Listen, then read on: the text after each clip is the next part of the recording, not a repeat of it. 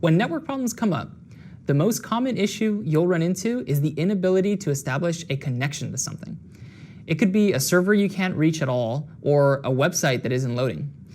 Maybe you can only reach your resource on your LAN and can't connect to anything on the internet. Whatever the problem is, being able to diagnose connectivity issues is an important part of network troubleshooting. By the end of this lesson, you'll be able to use a number of important troubleshooting tools to help resolve these issues. When a network error occurs, the device that detects it needs some way to communicate this to the source of the problematic traffic. It could be that a router doesn't know how to route to a destination, or that a certain port isn't reachable. It could even be that the TTL of an IP datagram expired and no further router hops will be attempted.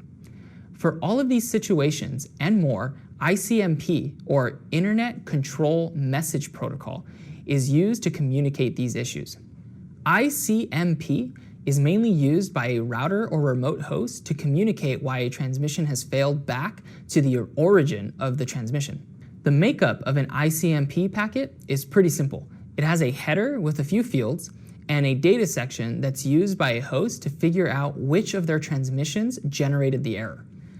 The first field is the type field, 8 bits long, which specifies what type of message is being delivered. Some examples are destination unreachable or time exceeded. Immediately after this is the code field, which indicates a more specific reason for the message than just the type. For example, of the destination unreachable type, there are individual codes for things like destination network unreachable and destination port unreachable.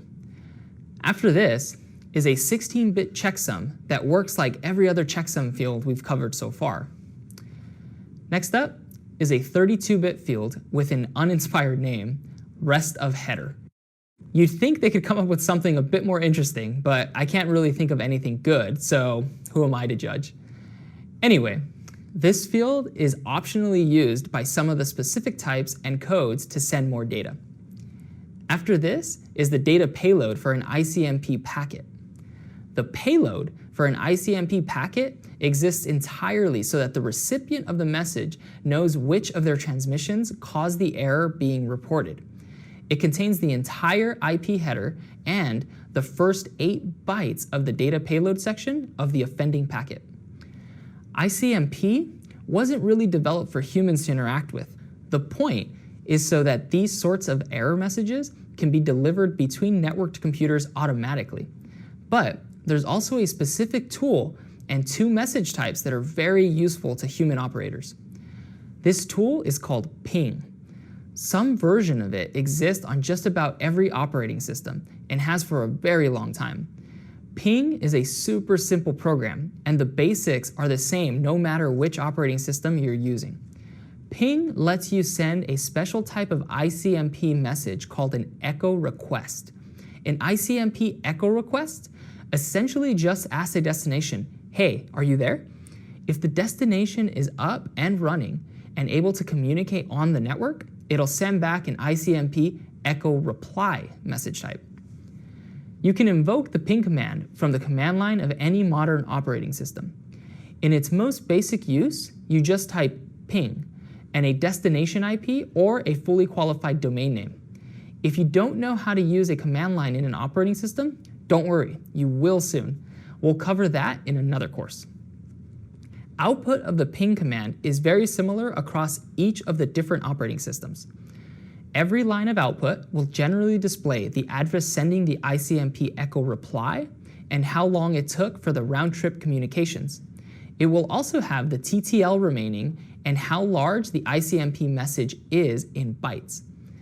Once the command ends, there will also be some statistics displayed, like percentage of packets transmitted and received, the average round-trip time, and a couple other things like that.